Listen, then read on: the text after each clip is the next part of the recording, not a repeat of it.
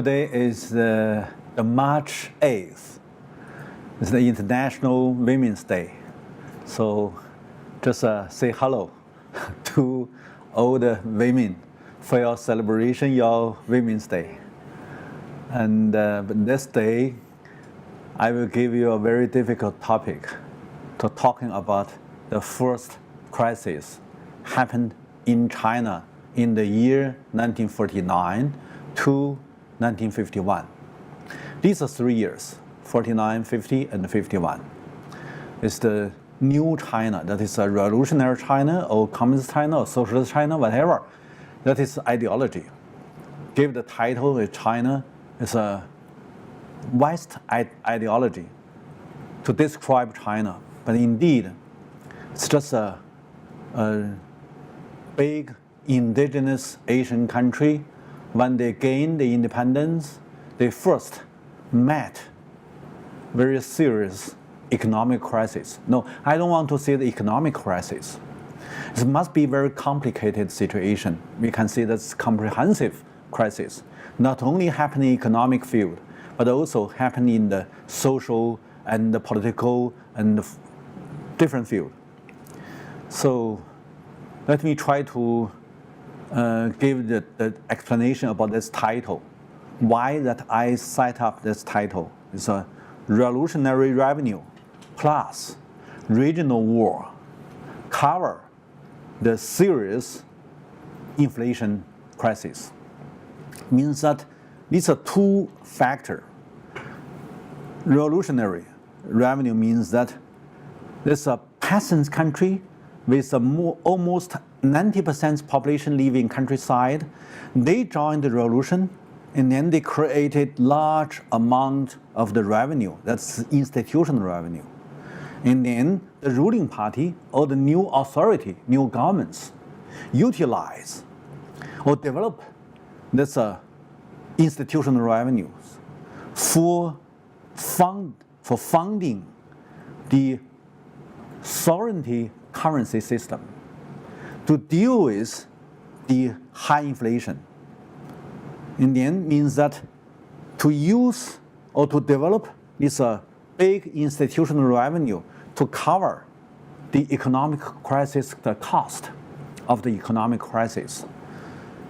Not only for that, but also that because of the Korean War, that is a regional war.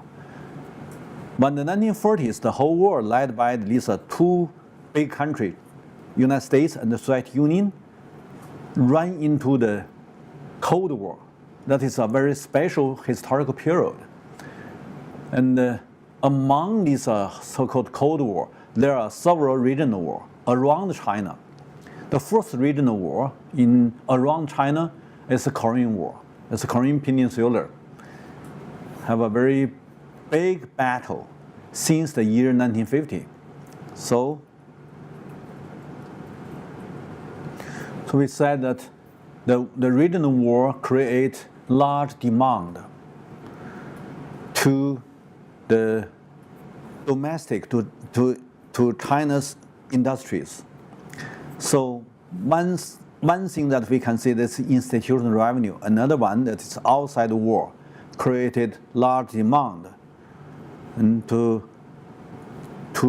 give the chance, the room for the domestic industries, and then they can produce more. And that time means that from 1951, because of the war, the crisis recovered. So that is a so-called cyclical crisis. From the 1958-59, there's a very big inflation.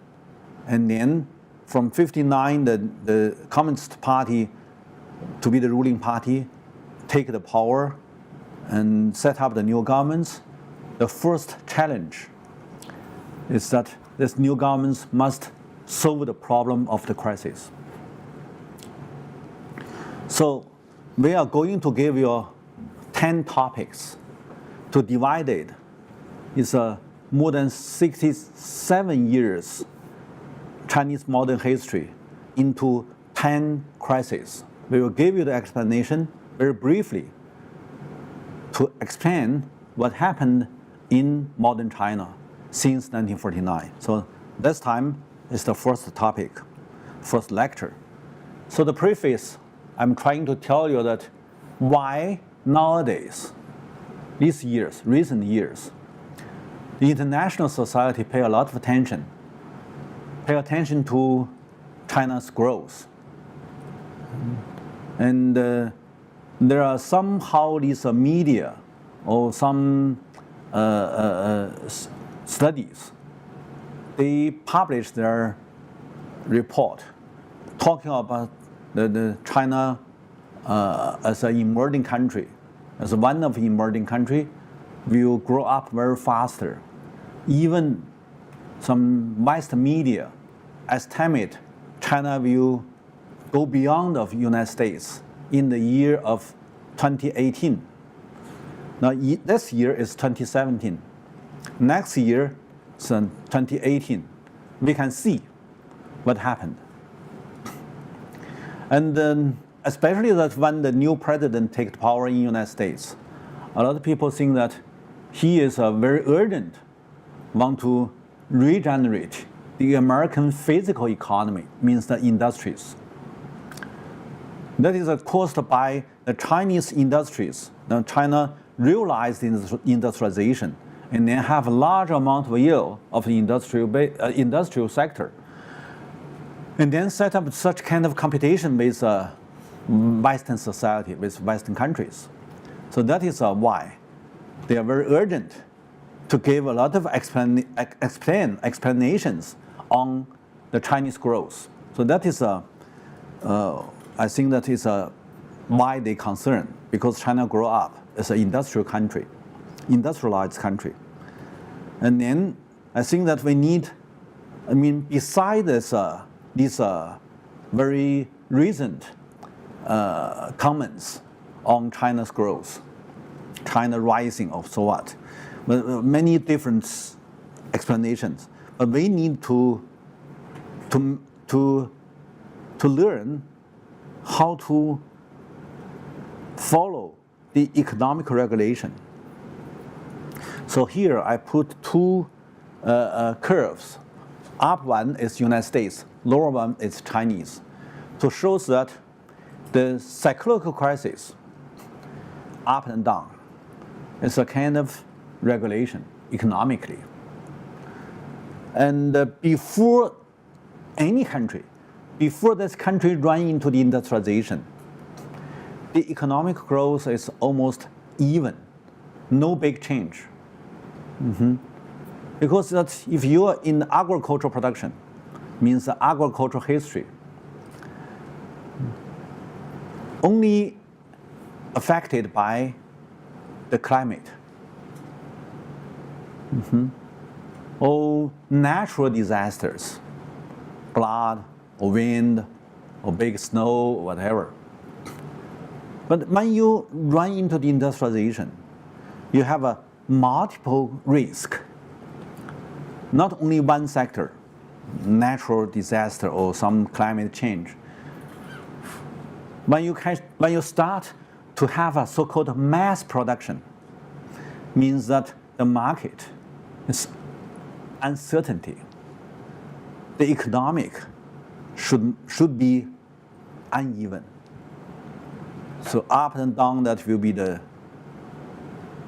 historical period of industrialization, very popular phenomena.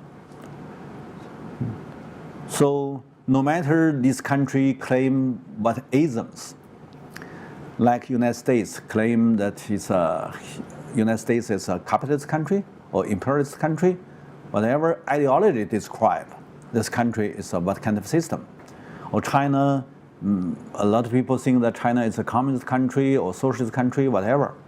But all of these descriptions come from the West-centric, from the ideology created also by Western countries. So few people can give the detailed explanation, the deepened understanding of China, especially when China is a developing country, not Western country.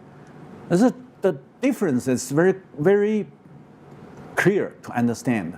So-called developed country, almost all of them they have a historical chance to take others' resources. That is colonization. And almost all the developing countries, including of China, have no chance to go outside to take others' resources or make other people to be the slaves. So the primitive accumulation of the industrialization is different. If you have the chance to go out to take others' resources, others' properties, certainly you think that you are easier to go beyond of the primitive accumulation to set up the so-called capital-intensive industries, because you have to take a lot of properties. But if you have no such kind of chance, you only can turn inside to take the surplus from your own people, from your own resources. Means that you have to stand on more big cost. There must be very hard the conflicts. So the conflicts always confrontations among these different interest groups. So the social contradiction in developing countries must be more severe than these colonized countries, these colonial countries. That is a big difference. Means that pre-history of the industry. That is the basic knowledge. But most of these textbooks never talk about such kind of basic knowledge. So it means that a lot of developing countries, if you cannot set up your industries, you cannot join the world industrial competition, means that you are in backward. Not mean that you have no chance. It means that you're just backward. Or even that you are somehow institutional problems or cultural problems or whatever, even racial problems. So that is a misunderstanding. So we should know that even these so-called advanced countries like United States, when they run into the industrialization, they also have the big crisis. That's one. That is 1920s, 1930s. The economic crisis happened in the United States. What happened in this advanced country? Even they have big resources. They have so-called advanced education, science, technology, and even institution. And what happened there? So-called unemployment. A large number of people out of job. And these are so-called some very radical group. They captured black people and then burn them out, saying that it's because black people work hard to take the job from white people. So there is a social chaos. There's also the murder and the massacres. And a lot of bad things happen when the economic crisis happened. So the social relations are so very intention, very tension relations. So many countries, especially in Europe country, when they have the crisis, the economic problem turned to the social problem, even turned to the political problems, like the fascism in Europe and racialism in Europe or in other Western countries. So we should do some comparative studies and then have the basic arguments from the indigenous country, from a developing country, from our own experiences, from the analysis onto these experiences.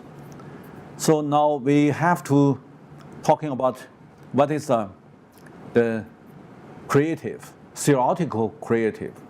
First, we need to talking about the institution, but the institution not originally make the decision to decide what will be happen. The institutions come from the industrialization, from the primitive accumulation. What kind of resources structure? And then you can set up what kind of institution. So the institution not originally set up by some leader or some governments, the institution is that followed the procedure of the industrialization. So that is the first. We need to challenge a lot of Western-centric ideology talking about institution. They said you have institutional problems, so you need transition. From where? Transit to where? They said, okay, you need to transit from your institution to my institution. And then they make you believe the institutions decide a lot of things. That is the base. But we should turn this idea to make developing countries people understand the institution not originally happened in or before the industrialization. The institutions, the systems, the measures, the mechanisms, whatever, all followed the procedure of your industrialization. It means that you cannot simply, very simple to duplicate others' institutions, other systems, or other political regime. You need to think about how can you carry out your own industrialization and then set up applied institution for yourself. So that is the first challenge we need to raise up. And we should know that the economic crisis is very popular. Everybody can easier to acknowledge. There is the cyclical crisis happened not only in others, but also inside, in ourselves. But we also need to pay attention to the studies on how governments deal with this economic crisis. What kind of the measures the governments adopt. If you believe the market system, you may go to the market measures to do the going short. So if you believe another side, you said, okay, governments can do going long. Going short and going long, it's two different streams, two different systems. Sure, if that's the economic grow up, it's a booming economy, certainly you can just release control and then let these private sectors just going short. They take their interests. But if you're facing the challenge of the economic crisis, governments must take the responsibility to do the measures of going long. This is a very simple idea, but very complicated systematic problems, because if you don't have enough ability to use the treasury system, I mean government fiscal system, you even cannot do anything going long. If you have no independent financial system, I mean the bank system, if your bank system controlled by the transnational company, you have a government, it could hardly to take the measures as going long. So, I said, to understand there is a kind of regulations of the cyclical crisis, that will be not so difficult. Going forward, to do your studies, to know what is the measures when the government's facing the challenge of the crisis, going long or going short. If you do want to go long, what is your hands? Do you have hands? One hand is fiscal system, another hand is a bank system. If you don't have these two hands, you cut down your two hands. Whatever you have, you only have a big head and then big mouth. You speak a lot, like these politicians. They have given all the good words to the common people. But finally, people think, okay, you're a liar. You speak more, you do less. You cannot just claim these politicians do less, because they don't have the hands. That is the problem. So if you are a people in some kind of country, you need to understand what kinds of your country can have, what your country can use. And then you may do something. Not only just follow some slogans, some flags, and then join the campaigns. You cannot save your country. You also cannot save your people. So that is very important. And when we noticed, when we acknowledge the government's adopting what kind of measures, we may, going forward, to notice whatever governments adopt as a kind of measures to deal with the economic crisis must turn to the institutional change. If you set up a very strong controlled bank system, certainly there will be a big interest group. The government-controlled bank system turn to the big interest group, very much influence the government's policies. Then you need to pay attention to. What they will do, they became a kind of monopoly-controlled interest group, controlled all the financial resources, or they may welcome this transnational company to share the profits, or they may turn back to the long-run construction. What kind of role this interest group play? That will be more important to understand what is the post-crisis measurement or post-crisis policies. So that is, I strongly recommend the developing countries' progressive scholars give little time to learn that how Chinese governments, when they founded in the 1949, facing the challenge of the serious inflations, how the Chinese governments take the opportunity to use some kind of the government's hands and then to make the economic recovery. So it's very important. Here I put these two pictures to show that, left one, to show that since the 2012,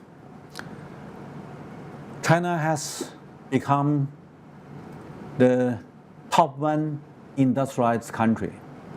If you just calculate the industrial PPT by industrial GDP by PPP calculation, you may find that this one big economy, the total industrial products equal to United States and equal to other 8 industrialized advanced countries.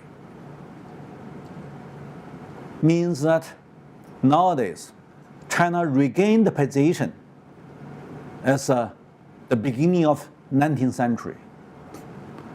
Before 1840s, the total production volume in China is 1/3 of the world. Since imperialist country attacked China, China downgrade. Now 160 years passed, or 170 years passed.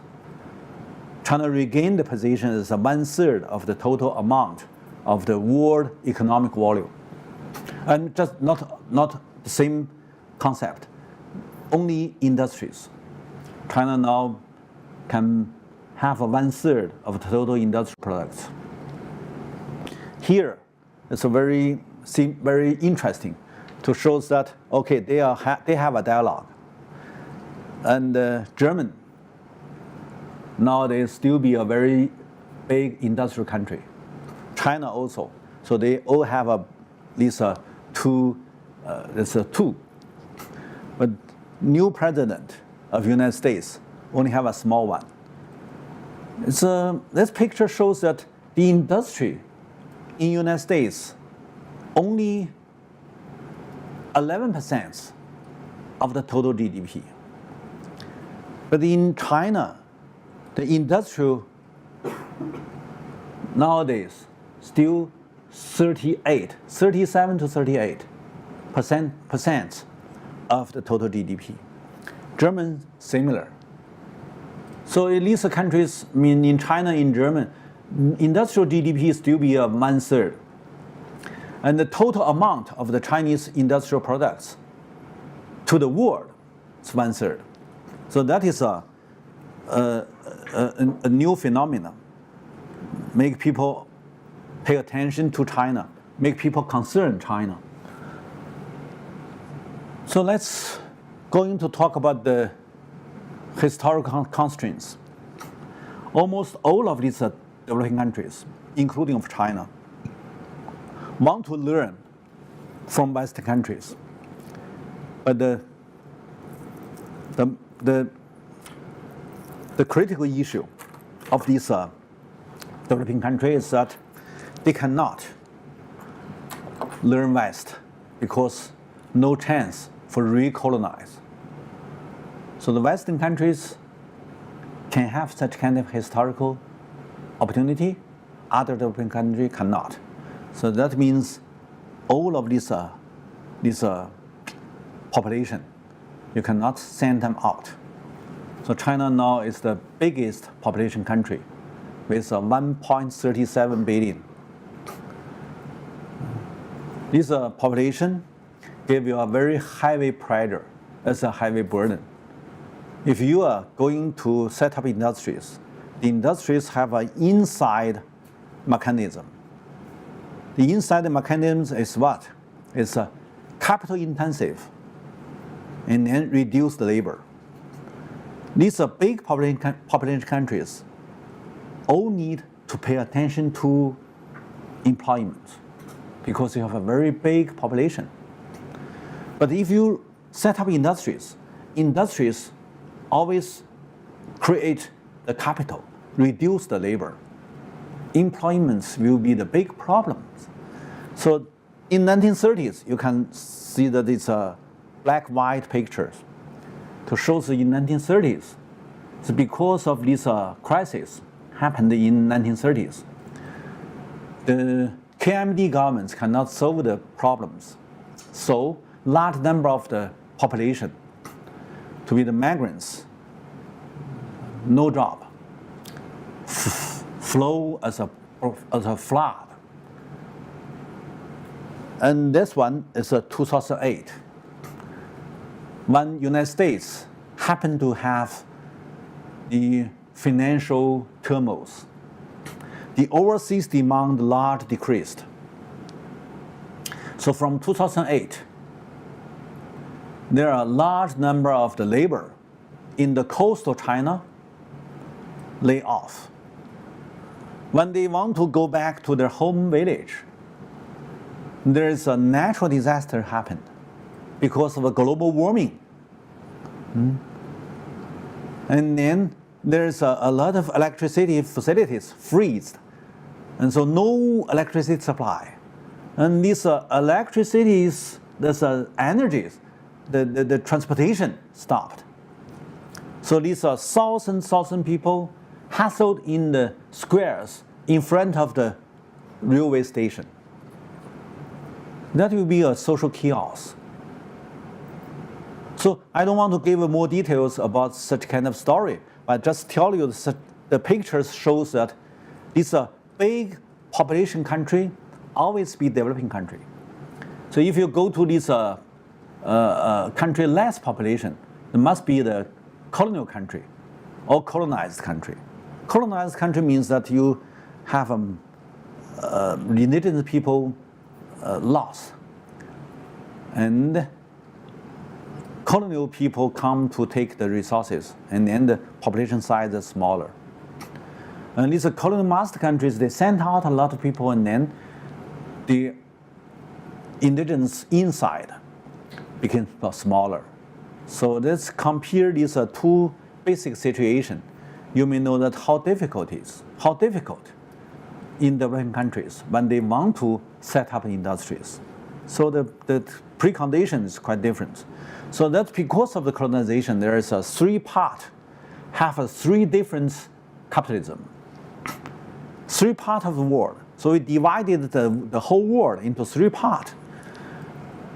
And then you can have a basic picture to know that where you are. The first one is a so-called United States, Canada, Australia, Brazil, and some is a colonized area. So that is a small population size, big resources.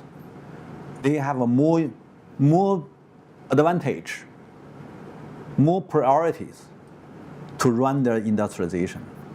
But if they fail, no reason. But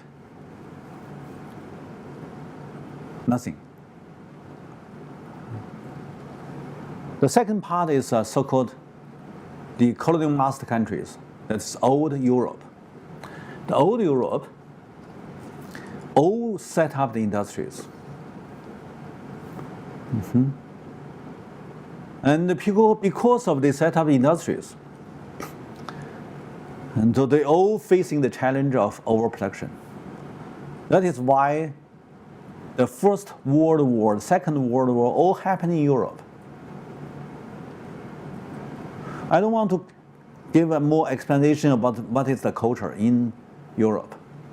But anyway, people notice the industrialization never solved the problem of conflicts, but may give more events to make the conflicts become more severe, more bad. And then the third one is an Asian model. So the first one is an Anglo-Saxon model, second one is a Rhine model, the third one is an Asian model. Asian model including of Japan, Korea, China, Chinese Taiwan, or Vietnam. Is an East Asian area. They have an Asian model. You'd better know that these areas all set up the industries. I mean, finish the industrialization. No matter whatever ism they claim, I mean, no matter this Cold War ideology, they indeed, in the truth, all of these areas, these countries or regions, all set up the industries. So we should divide this capitalism, the capitalist world, into three parts, and then to do the studies to compare different parts, and then we may have the truthful acknowledgement. When we talk about the economic crisis, I think that we should, especially when we talk about 1949's economic crisis, we must notice this 49th economic crisis not created by 49. It's created by the 1930s. In 1930s, that is a so-called golden age in KMD governments. That is when KMD governments also trying to set up modernization by the urbanization, industrialization. These are two stations. Urbanization, industrialization always be the main part of the modernization. So when the KMD government set up their governments, they want to going forward to set up the modernized society. So modernization is a long-term target, it's aim. So when 1930s, the KMD governments settled the whole countries.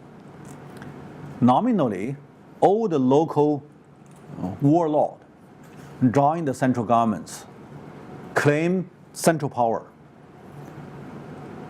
So the KMD government's industrialization started from the late 1920s to the early 1930s. So they have a 10 years high growth. Annually, GDP growth, if you have to calculate them by GDP. Annual growth, 8.6, 8.4 or 8.6. Not very little. It's a high growth. Because if you calculate this new China, it's 9.6. So the old China have a 10 years, 8.4. Not so low, it's a high growth. This high growth constrained by 1929 to 1933 West countries crisis. A lot of people knows that there is or there was a Western countries crisis in 1930s.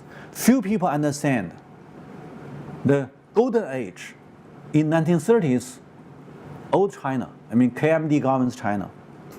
Very strong impact by 1930s world economic crisis. It's because originally China used the currency as a silver. The silver is the currency in China. But China not have so many silver mine.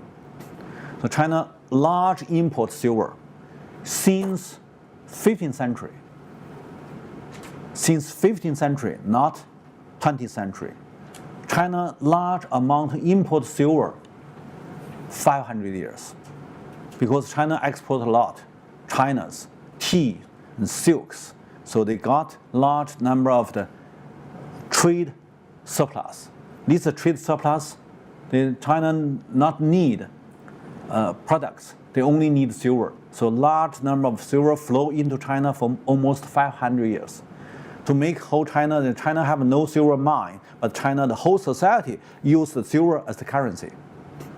Exchange, reserve. Not only the governments, but also the private sector. Even all the landlord, businessmen, all want to keep more silver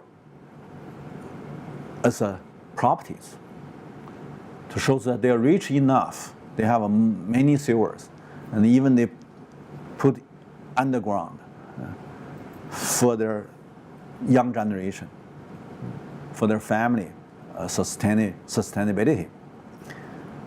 But after the 1930s, during the 1930s Western countries crisis, the silver price increased by the silver mine states in the United States. In the United States, there are 6 states. They contribute a lot of silvers and exports. And when the crisis happened, originally it's a deflation. Deflation means that the gold and silver, the price of the gold and silver decreased. So these states, they are short of the budget. And so they want the federal governments give them the priority to increase the price. So when they increase price, means that the world market silver price increased. And then the silver in China is a currency. The governments cannot make so high price of the silver. So you have a low price silver. Overseas, there's high price silver. And then what happened? Your low price silver, smuggling out. Means that originally you use the silver as the currency. You must stabilize your silver price. So if your silver price increased, means that the whole of everything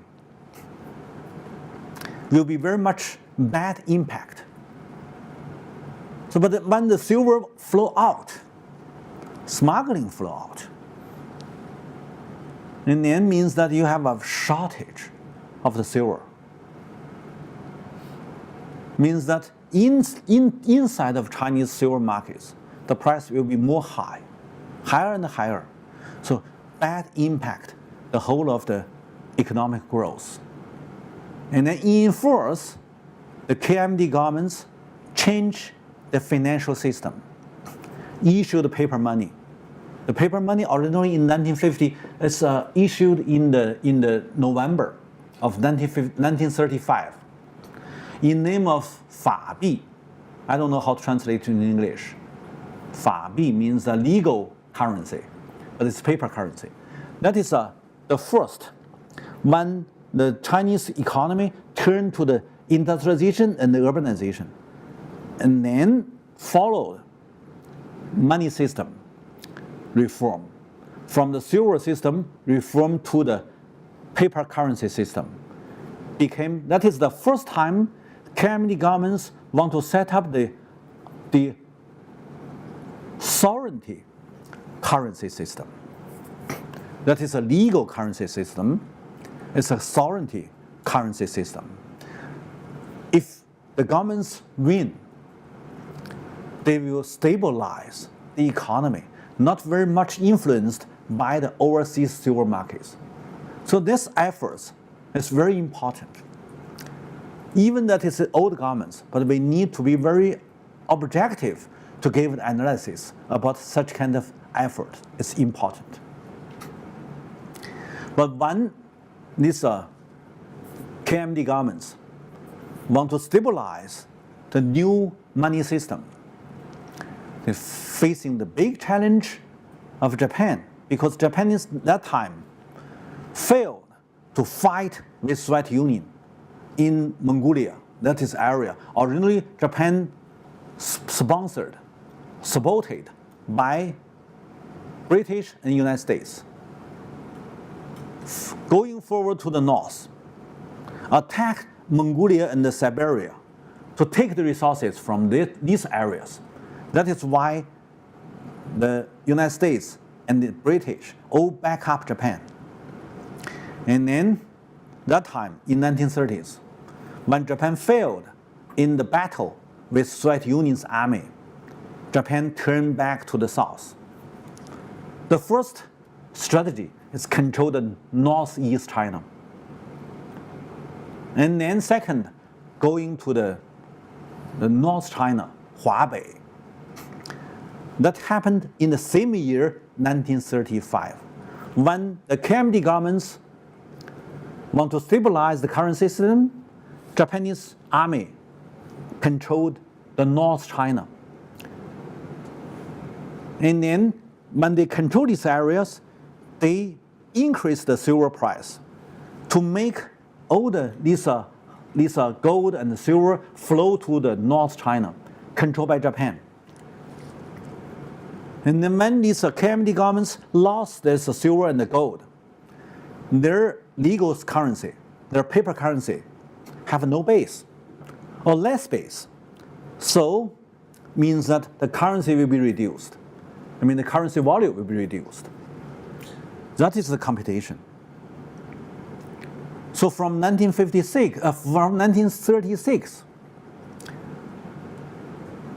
Japanese prepare for further attack the KMT governments. And then this side, KMT governments also need to take more revenues, more resources, also for the preparation of the war with Japan. So the local markets, the resources became high price. And the currency system became inflation. So from 1936 to 1937, the inflation started in China. So this is why originally you can see that the currency, you can see the currency, this one.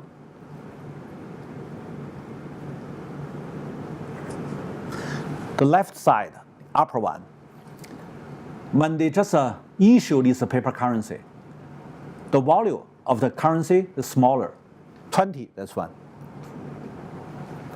And then later, became much bigger, million. Look, right side. Left side, 20 or 10 or 30, it's a small money, small bill. Became a big bill, million. And then 10 years later, or 12 years later, in 1948, you can see this bill. How much is this one? It's a 6 billion. One bill, 6 billion, means that inflation became more severe. This high inflation attacked the KMT government's economy. In 1930s, 1940s, almost all people have to stand such kind of high inflation.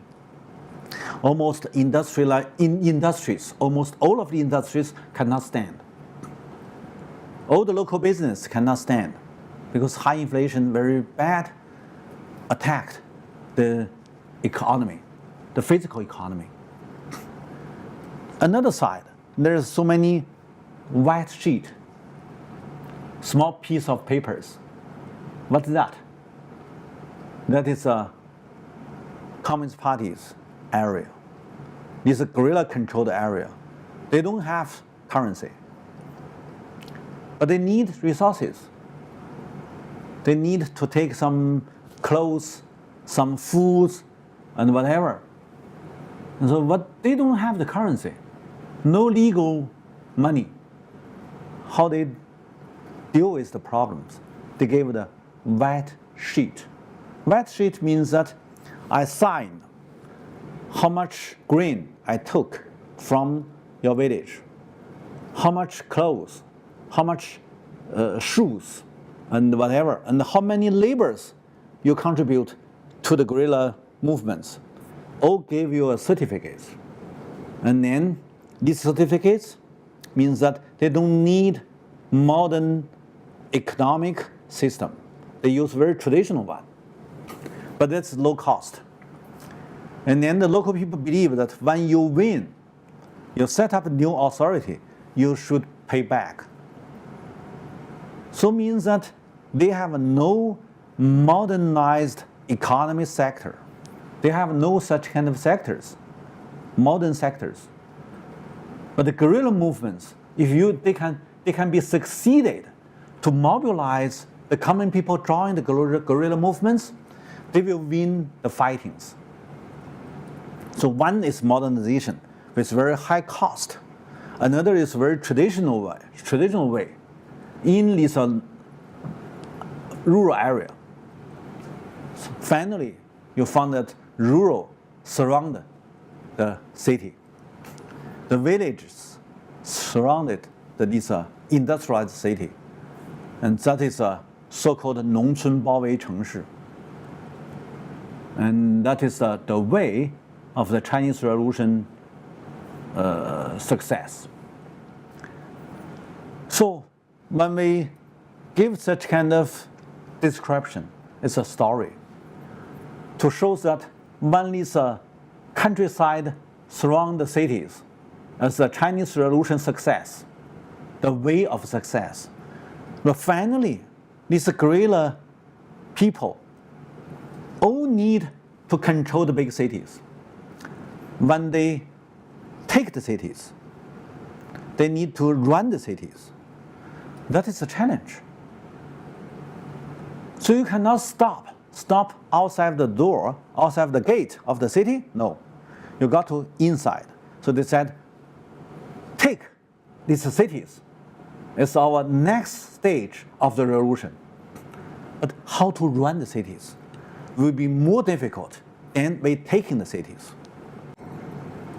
That is why, since the 1940s, especially late 1940s, inside of Communist Party leadership, they have so many discussions. How can we run? How can we maintain the cities? How can the new governments avoid old governments' trouble? It's a big challenge. So that is why we need give you give you a picture about the lessons. The KMD governments want to set up a modernization. They do their efforts, but failed. Why? Outside and inside. There are different events to impact, to make the old governments failed. And also think about that. You have a modernized army with modernized facilities, big gun, tank, and air force, whatever, all need a budget. So the old government's 87% of the fiscal system, the fiscal revenue, sponsor the army, gave to the army. And then another side, governments have a fiscal system, that's one hand. Another hand, governments have bank system, but bank only can give the loans with this useless currency because it's less value. The common people cannot just, when they want to buy some food, they need to have a large package of the currency. So certainly the local people and the common people have a lot of complaints. Nobody is satisfied. And then you cannot give your soldiers, your officers, big package of the currency as a salary. They cannot. So that is why almost all the generals, all the officials, they use this currency to change the gold or the silver. So that is why the big corruption happened in the old governments. When the old governments want to do the deepen currency system reform, they want to set up a new currency system, give up the old currency system because it's valueless. Like this one, valueless. So they said, we want to set up a new currency system, and then this one, 6 billion, one bill. It's too big bill, can change 10,000 new money. The new money means that in 1944, when the United States win the battle and even occupy the Japan and the Europe, and then American claim $1 American dollar can anytime change back to gold. It's a fixed price of the paper money dollar with gold. So at that time, American dollar in Chinese name is a golden-based bill or golden notes. So to use American dollar, the Chinese governments borrowed American dollar less than 500 billion. No, not so big. 50 million American dollars, seeing that it's a golden notes. And then based on that, based on the foreign reserve, that is not reserve, it's your borrowed money, foreign debts, issued the gold notes or whatever, it's a dollar gold notes or gold dollar notes, whatever, that is a 金元券.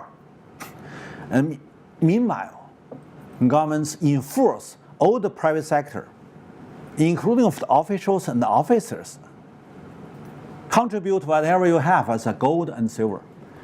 You don't have the rights to maintain any gold and silver. You must contribute all to the governments.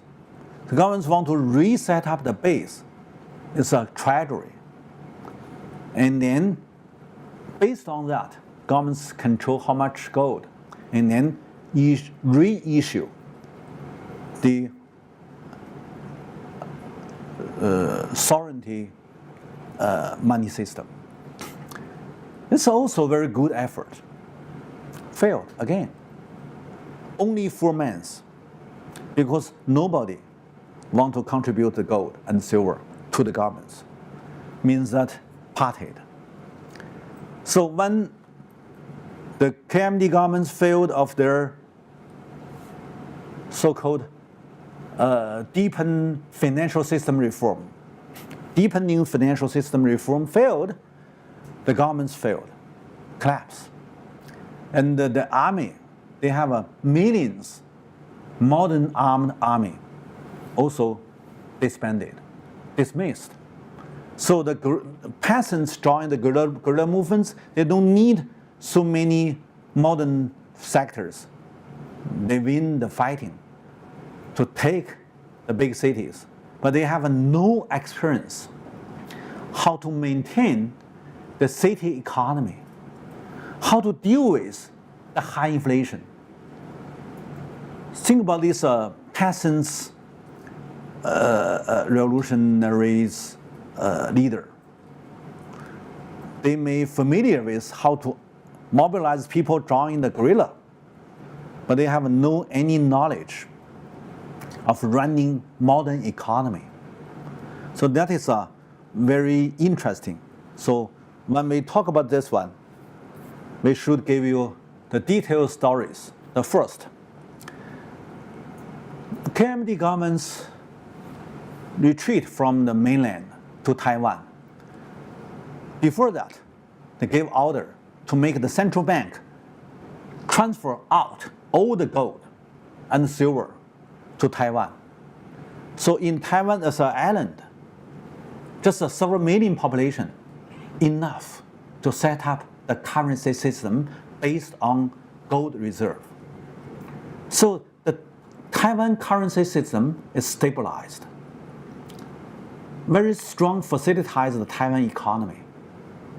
But in mainland, when you set up the new authority, new governments, you have no gold. So large amount of gold flow out to Taiwan.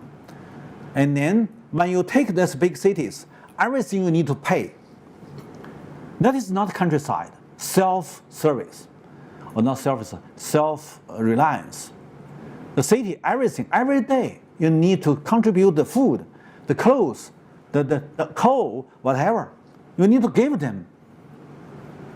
Like Beijing at that time is a 4 million population. Like Shanghai at the time, 5 million population. How can you contribute enough to give this large number of the citizens in the cities? And then they are trying to issue the paper currency. That is inflation. What do you have? You have no gold.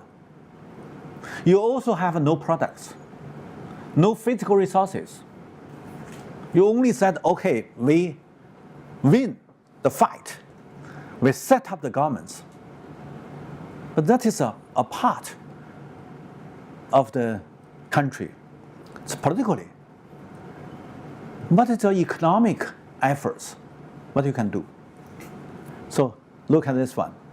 The first, when they first issue the paper money, they need to give almost the same amount to the fiscal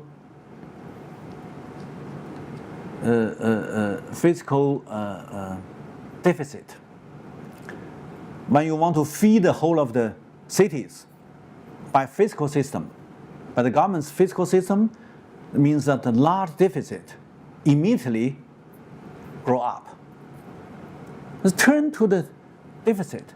And then you have no resources. You only can issue the paper money to facilitate, to fulfill how much deficit you need to give how much paper money. Means the beginning, the currency system is inflation system. And then,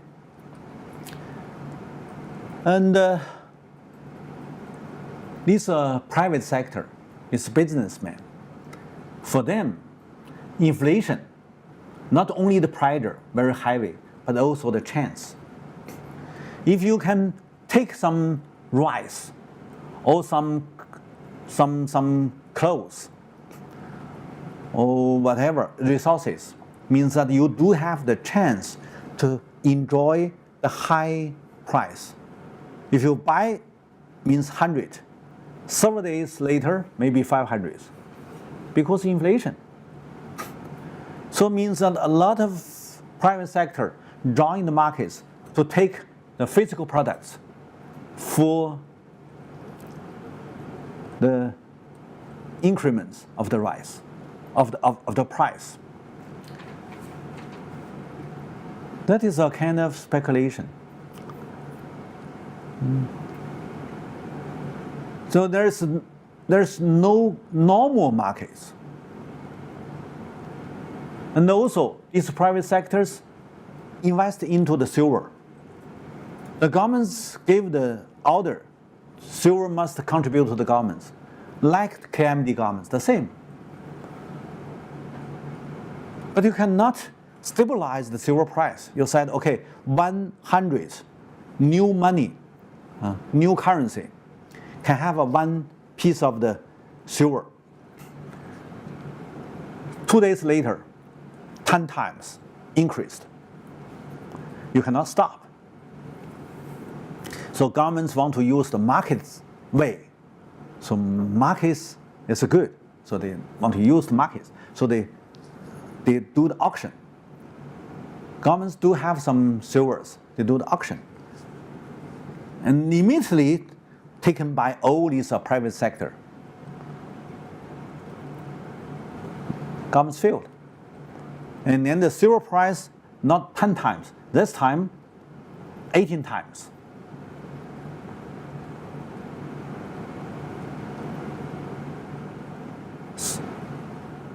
We have to give you another very important theoretical event, because in the late 1940s, instructed by the Soviet Union, Chinese Communist Party understood they are peasant party. They are not workers' party, because the party joined mainly by the peasants. At that time, there's a few workers. The total amount of the working class, of the population of working class, less than 5%. Even they all join this Communist Party, you still can only have 5%. So, Soviet Union Communist Party said, oh, you are peasants party. So the targets for your occupied city is to develop the national capitalism. You need to first set up the national capitalism. When the national capitalism grow up, when you set up the mass production, when you finish industrialization, you can upgrade into the socialism. Before that, you are in the capitalism. So, in the late 1940s, the Chinese ruling party accept the advice from Soviet Union. They want to develop private capitalism. That is a national capitalism. In name of new democraticism, 新民主主义, new democraticism. And then they said that Sun Zhongshan, Sun Yat-sen, and KMD governments as an old democraticism. They want to set up a new one. New one means that to encourage the private businessmen, private capitalists, to run their business in both cities and the countryside. So even they do these things, it's a speculation. They do a lot of bad things. But you have your target. The decision made by the whole party leaders. You also announced to all these so-called democratic parties. They joined this new authority. At that time, a lot of ministers, even vice premiers, come from Democratic Party, not from Communist Party. Means all joined to make the political decision. We are first need to develop private sector, national capitalism. How can you deal with some complicated situation? That is a big challenge. So, that time, the central government's leader in charge of the economic affairs first claim the inflation come from the oversupply of the currency. They said, yeah, it's our problems. But if you do the market readjustment, you need to do going short, means reduce your currency issue. Reduce currency, yes? Because you issue too much currency, have inflation, yes? So it's a contradiction. Which one you go? You're going long or going short? If you are the market system, you're going short, yes? I leave this question to all the audience. You make decision. I stopped here. We can have a 10 minutes break.